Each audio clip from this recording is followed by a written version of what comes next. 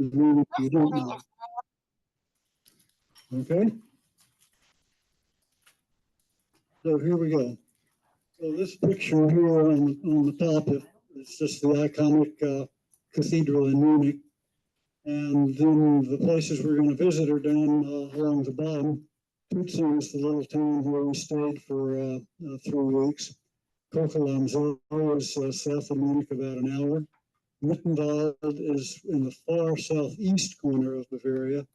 And Benediktboren is a giant monastery about 40 miles south of Munich. So everybody knows what this is, the town hall in Munich. It's, again, iconic site that almost anybody would recognize.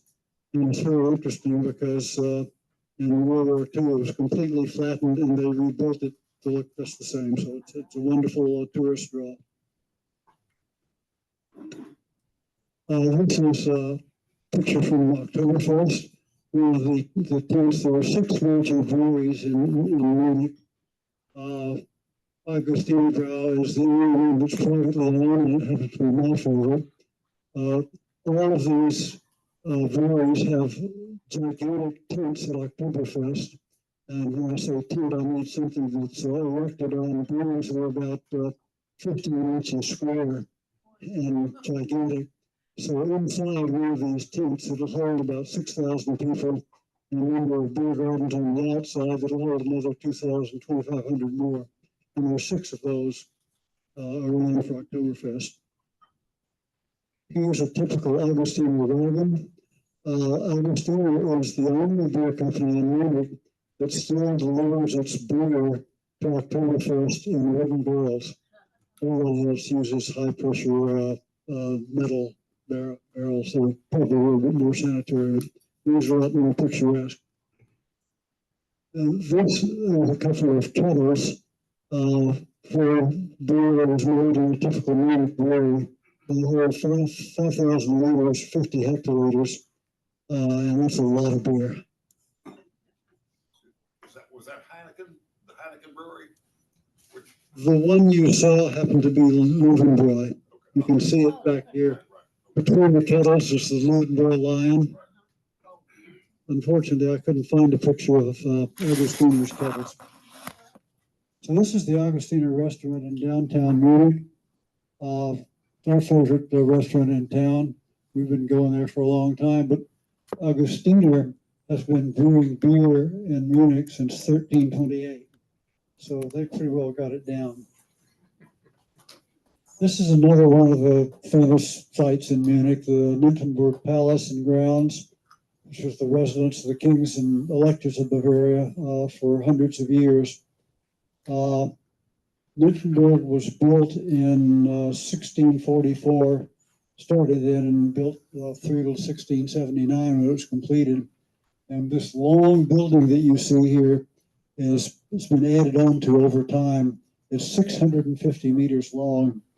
And the building was commissioned by Frederick Maria, who was the elector of Bavaria, the chief political officer back in those days, and his wife to celebrate the birth of their first heir, Maximilian II, who later became king of Bavaria.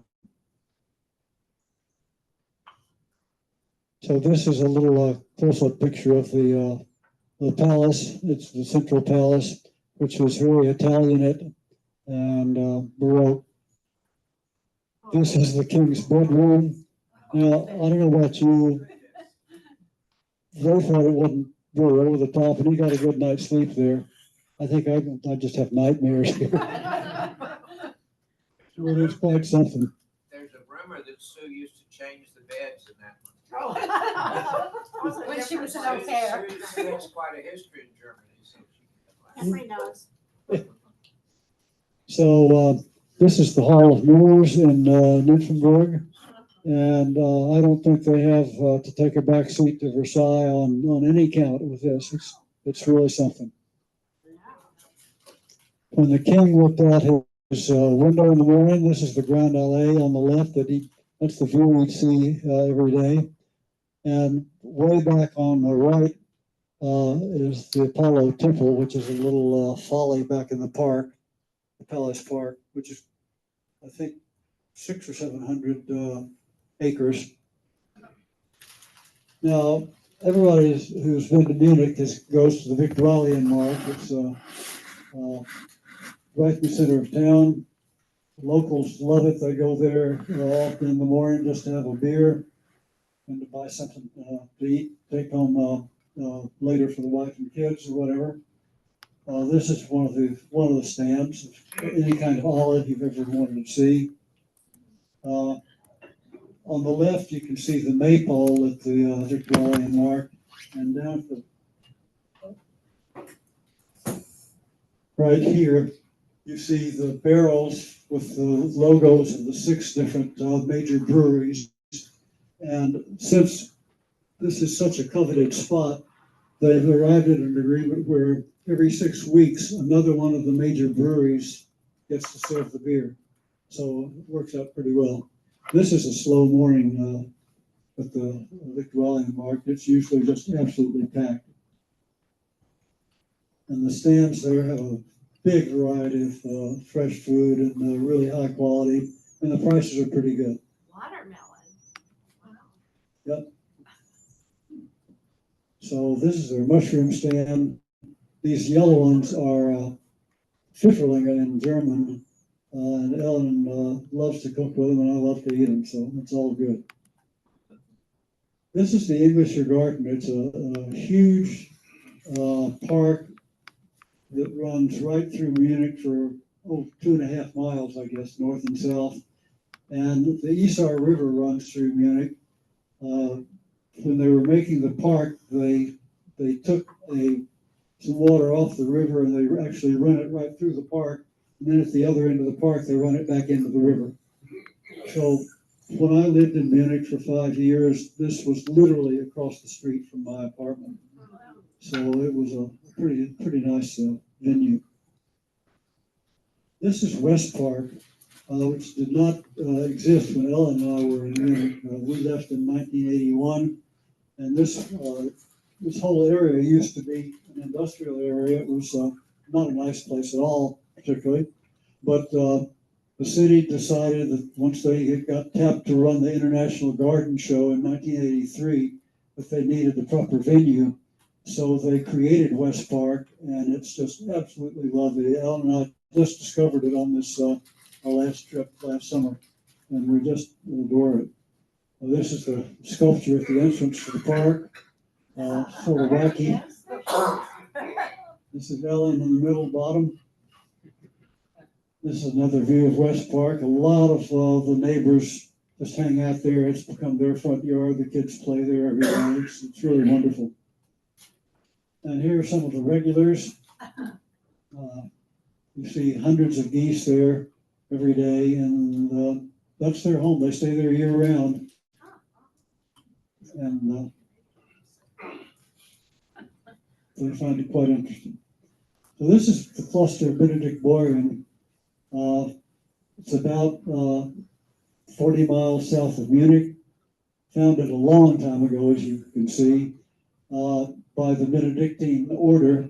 It has since passed through several hands and is now owned by another order, which I've never even heard of.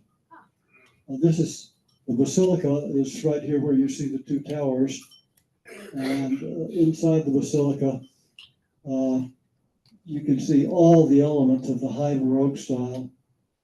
High Baroque was the era between about 1625 and 1675, and it marks a lot of detail and busy work in art and architecture and music, all 3.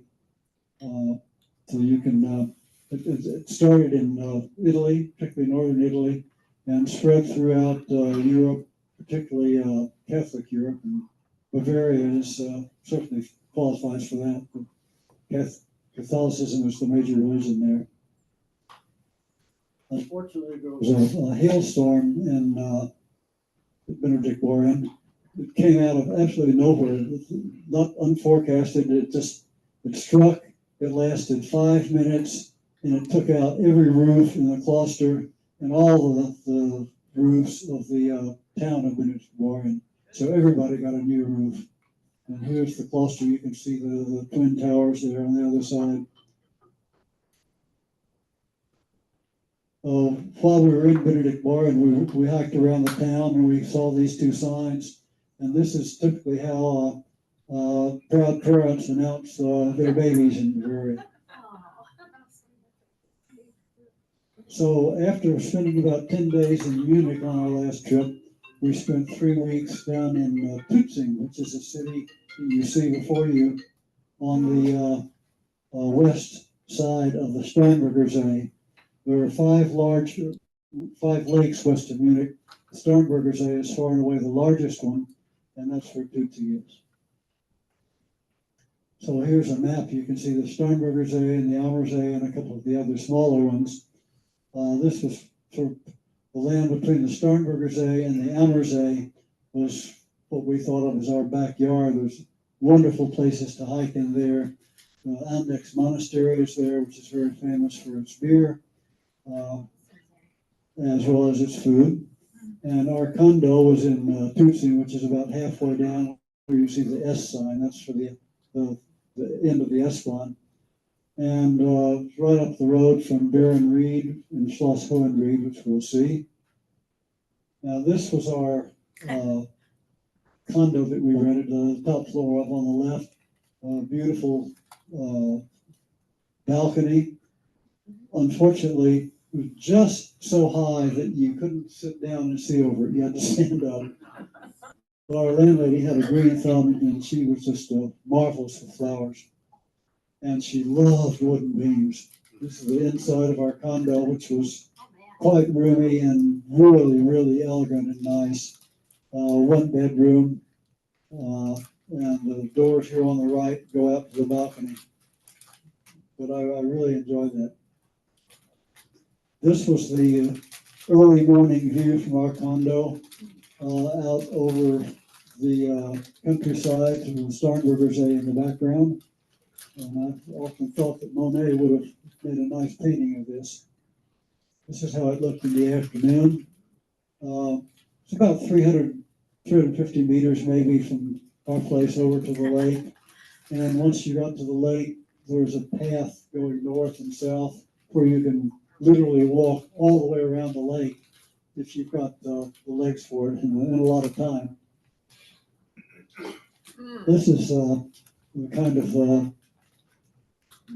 noon meal that Ellen often cooks up in Bavaria. A lot of vegetables, a lot of great produce, and of course, now and again, against my better judgment, a little beer. They had an ice cream parlor right in the middle of Tutzing, Italian-style ice cream. And literally, you would never see anybody pass that store without stopping to buy some. Yeah. And I would love to have that as a business because you'd be rich. This was a really nice pizza place in the middle of Tutzing. This is some family that came down for my birthday. My son Garth next to me, and his middle son Kevin, and then his wife Nicole on the other side. And this is the same group. We're out at South Park, which is on the lake in Tutzing. They have South Park and North Park, and the local people just love these places. They use them constantly. It's free. You can bring your lunch and picnic there. You can buy your beer there or buy sandwiches, whatever you want. Great place to kick back. This is the motor shift Tutzing. When I was in Munich, it was still in service. It was carrying passengers dutifully from one point to another all over the lake. Worked there for, as I said, 58 years, and it covered a lot of ground. And it's anchored there now permanently, and there's a bistro on board, and they host cultural events. One of which we attended, a lovely jazz concert one evening. They had half a dozen good old boys here hitting out some hot licks, and it was really fun. This was another local event in the Evangelische Akademie. which used to be the home of the Count Fearegg, 4 eggs, in other words. Count Fearegg owned the place, and now it belongs to the locals. And when the evening we were there, they had a choir, mixed choir, singing a wonderful performance of all American songs. This is the grounds where the people were at intermission during the concert, and they go right down to the lake, and it's just quite a lovely venue. Henry, why would they sing all American songs? What was that? They just wanted to. They had a program that's what they designed. We didn't ask them. This is the Brahms Promenade. Brahms, composer, spent some time there back in the old days, and he just absolutely loved this promenade, which is right along the side of the lake. We've been over it many times and just love it too. We understand why he fell in love with it. But while he was there, he liked the environment so much that he composed the Haydn variations and some string quartets as well. So this is a picture pretty much taken from the Brahms Promenade, and you can see why the Bavarians tend to stay home when it's time to go on vacation. Now, this is a picture of something we did not see. It's the Tübzinger Fischer Hochzeit, the fisherman's wedding, celebrating an event back in the early 19th century where two fishermen, a mixed pair, not guys, got married and had a big celebration to cap it off. The next one, it's held now every 5 years. The next one is 2026. So we're already trying to get reservations to go back there as soon as we find out what the dates are. This is Schloss Hohenried. Showed you the arrow of it south of Tübingen on the lake. It was built by Wilhelmina Busch, who was German American. Her dad was the Busch of Anheuser-Busch. Her grandfather was. She inherited it, and so she could pretty well afford to have this place built. And she and her husband lived here, and they're both buried in large crypt down by the lake. But there are several hundred acres there, which are just wonderful to walk around or laze around in, spend the day in. And they have their own batch of white deer, which you can see on the right. Never seen white deer before, but they have quite a few of them. This is the back garden at Hohenried, and this is our family inside. The tall guy on the left is middle grandson Kevin, then my daughter-in-law Nicole and Ellen, and my son Garth on the right. And I was there for my 90th birthday, so Garth brought his family down. This on the left is his youngest son Robin, then Kevin, and then Garth behind him. On the right is Ellen's nephew Matthias, and then to Ellen's right is her grandniece Nina, and Matthias' wife Doro, and then Garth's wife Nicole. So we're back over the fields in Ondex. It's wonderful to hike around there. There are trails that go all the way through the forest and around the meadows, and it's just a lovely thing to do, especially if you know that you're going to end up in Andex, maybe having a beer. This is the Andex has its own chapel, again in very high Baroque. Lovely place. There's our guys. Robin is going to be an aerospace engineer. Kevin was working in healthcare, and I think they got their stash from Gandalf and the Wizards. This is the beer garden in Cluster Andex, where the monks have been brewing beer for quite a long time. We did, I must admit, have a beer, and we can vouchsafe that they got it right. It's really good. Kevin and Robin ordered Schweineshaxen, that's pig's knuckles, and they have no problem putting away an entire plate full and asking for more. And you can see these paper things on top of the beer glasses. They're called beer decals, and a lot of Americans think, oh, that's nice, I can put my beer glass on it. No, you put it on top of your beer so the bugs won't get in there. Well, this is a picture of 3 generations of the Tutzniger Guild that put on a lot of the cultural events around town, and they're very proud of their native costume, and which are absolutely lovely, as you can see. This is a festival that we went to in Tutzing, which I'll tell you about. But these girls are obviously close friends, and the festival is just wonderful. This is the girls dancing, and I just look at this picture all the time. I just love these kids. The festival is called the Fischwandelrennen. A Fischwandel is this box you see on the left. Back in the old days, these were boxes that were used in the local fish market to carry fish around, get them in from the source into your stall. And back in 2018, one of the local Tutzinger guys found an old Fischwandel in his attic. So he thought, hey, this is pretty cool.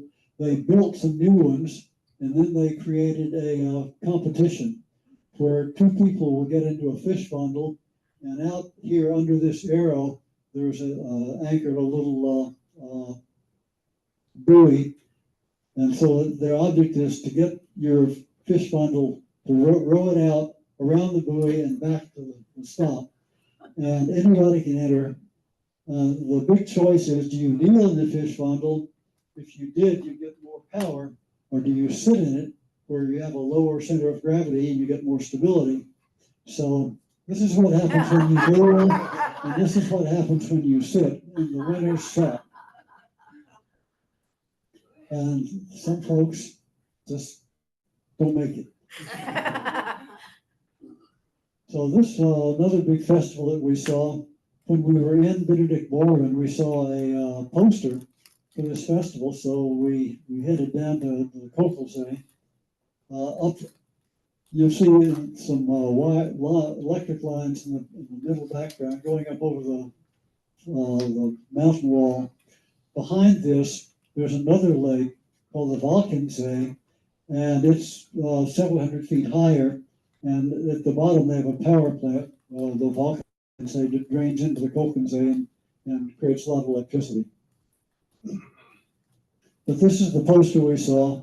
It says that down here in the bottom right, each team can be no more than 6 people pulling the rope. And this is how they roast pork knuckles. This is what my nephews or my grandsons were eating the other day in Munich, and I got to tell you that they're really, really good. So everybody comes out in their local Trachten for events like this.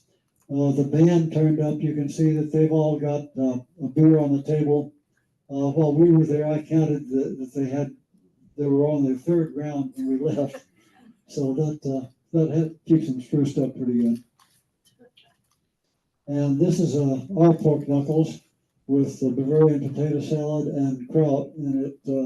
It's really, really good. As you can see, Ellen is the healthy one in the duo. Now, these are just some of the cutest kids you've ever seen. And, they love their traditions in Bavaria, and they start the kids young. I just love these photos. These are the dearest kids you've ever seen. These are guys looking over the counter. Can we have some? No. So, tug of war.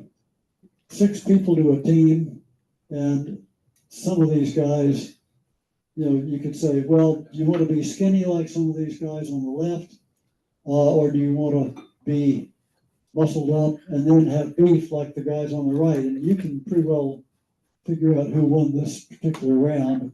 But they have runoffs that last about an hour. They also have tug of war for kids and for the ladies as well. So these are little guys over here on the right figuring out how it's done. The last place we visited was Mittenwald, which is down in the far southeast corner of Bavaria, and it's right under the Karwendel Mountains, or the Karwendelgebirge. It's a lovely town, and it's well known for its painted houses, as well as being a center of violin making. Now this depicts one of the local scenes. The sign between the two windows says it's a historical scene from the Bunzer Market in 1679. But you can see that even back in those days, the good old boys knew how to give themselves a good time. Now, the frescoes themselves are what's called Güftelmalerei. They're found on houses all over, not only Mittenwald, but other houses in southern Bavaria. And what you do is you get wet plaster and paint over it. When the plaster dries, it hardens and becomes a fresco, which resists rain and everything else. And what you see is often they depict religious themes and scenes from daily life. This is the main street in Mittenwald, just a lovely town. The church in the background. This is another one of the painted houses. And a picture of the church steeple with the Karwendelgebirge in the background. These are some of the houses right outside of town. And when you hear somebody saying, hey, Don, I've got to go downtown today, they really mean go downtown because there's no other way. The Violin Museum is right in the middle of town. That's his happy Bavarian director, who's a wonderful guy. Violins are still made there. These are a number of old violins, and they also made other string instruments like cellos and zithers there. This is the typical workshop that's in the Violin Museum. It's got all the tools of the trade. You might think that there's nothing to it, but then if you started trying to do it yourself, you'd figure that you need to call in a master violin maker like this guy. There are 12 of them, literally, still active and making violins today in Mittenwald. And Mittenwald has been making these things for hundreds and hundreds of years. They ship them off all over Europe, all over the world, actually. This is one of their sort of violins that got jazzed up. The maker carved a really neat lion's head into the top of the neck, made in 1875. Mozart had one of his violins made here. And every town and village in Bavaria has a maypole. And there's a problem with maypoles. Back in the old days, before cranes that they use nowadays to lift many of them, they had to be lifted by hand, and this is how you did it. Just lots of brute muscle and coordination. So when it's time to leave Munich, all is not lost, because Munich is the only airport in the world with its own brewery on premises. It's called Airbräu. Nice name. So we had a last beer there, and that's where you say goodbye. That's it. Okay, where's the beer? I have a Yeah, here's the microphone. Tom. microphone. Is it on? Is it on? It's coming. It's coming. Don't press it anymore. Push It's first. on. Is it on? Yep. Okay. So after we got out of graduate school, went to Germany for 2 weeks, I guess. And we noticed everybody at 10 o'clock was having a beer, the businessmen and all those folks. And so we said, well, we'll have a beer tomorrow at 10 o'clock. That didn't work too well for us. Okay. The neat thing about this is you were probably in Bavaria because they wouldn't be doing that if they were outside of Bavaria. In North Germany, they don't do that. But luckily, back in the good old days, somebody with a lot of smarts got beer classified as a food in Bavaria. So when you're having your beer at 10:30 in the morning, usually with Weisswurst, the white sausage, and sweet Bavarian mustard, you don't have to worry about it because you're not drinking, you're just having it as a snack. Yeah. I was a student in Paris from 68, Get those.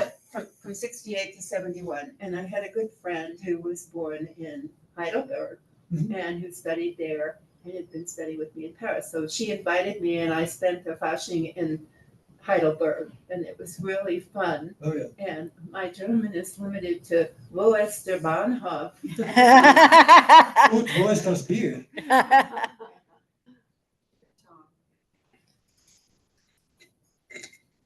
Orient my brain to the history of Bavaria. Was it all one sort of area by a kingdom? Because obviously Germany didn't really come together as a country until what, the 1870s or something. But what's the sort of, has it always been a unified area? Not entirely, but since the probably 15th, 16th century, long in there, it's held pretty much the boundaries that it's got today, and it's been run by kings, sometimes by electors, but mostly by kings of the House of Wittelsbach. The Wittelsbach family pretty much ran the show. And then it just became part of the German state. It did, yeah. Did you Under speak? Bismarck. Okay, did you speak fluent English or German? And My was it English is a lot necessary? more fluent than my German. Was it I lived in Munich necessary? 5 years, and I got by pretty well. I learned German as an adult, but it's not as easy for somebody if you don't have too much of an ear for it. Probably should have learned more, but it gets by. But you've got Ellen. Yes, I have a long-haired dictionary who helps me out anytime I make a mistake. I would like to know how you got those beautiful photographs. Were you using a camera, a special camera, or a phone? Nothing special, just a little handheld camera. Some of it was from Ellen's phone. And a couple of the photos, I must say, I cribbed from the internet because they're more like air views. Yeah. And I just couldn't get that high, even drinking German beer. Well, great quality. Thank you so much for You're welcome.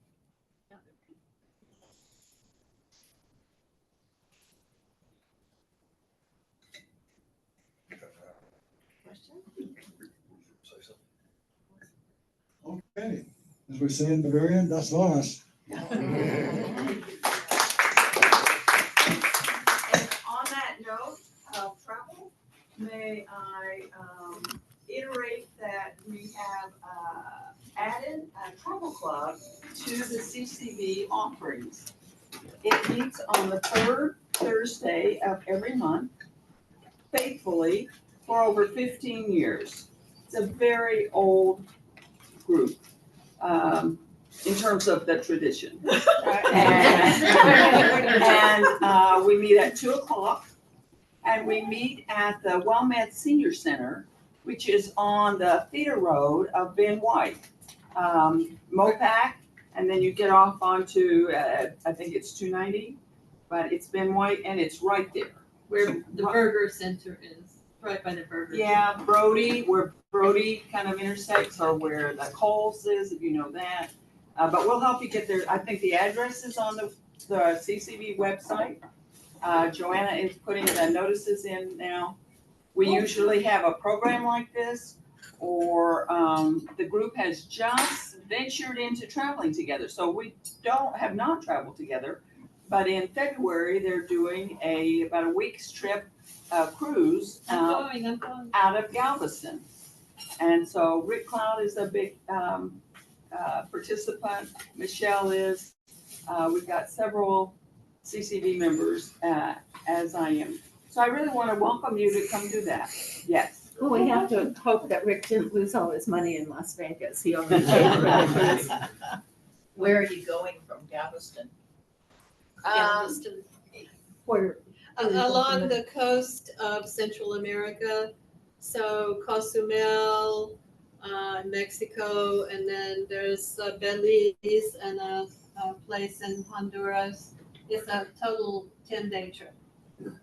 Nice. So we'll see if they want to do that again. It's a group that has no leadership and no dues and, but for 15 years, we've been working that way. And so someone suggested taking a trip together, and this is an attempt, and she got 14 rooms booked. So we are a group who likes to travel, whether we like to talk about it or go or both. So you're more than welcome to come and share the fun. So if you have no leadership, did you model that on the Democratic Party or what? We don't go there. Well, is it full at this point? Oh, no, you could still, There's still some openings? absolutely. Got to get out of Austin. If you're talking about we can forward to you the name Alberto, who's facilitating the cruise. Sounds enticing. Thank you, Ann. for the I would little- like to congratulate our TV camera person. Yay.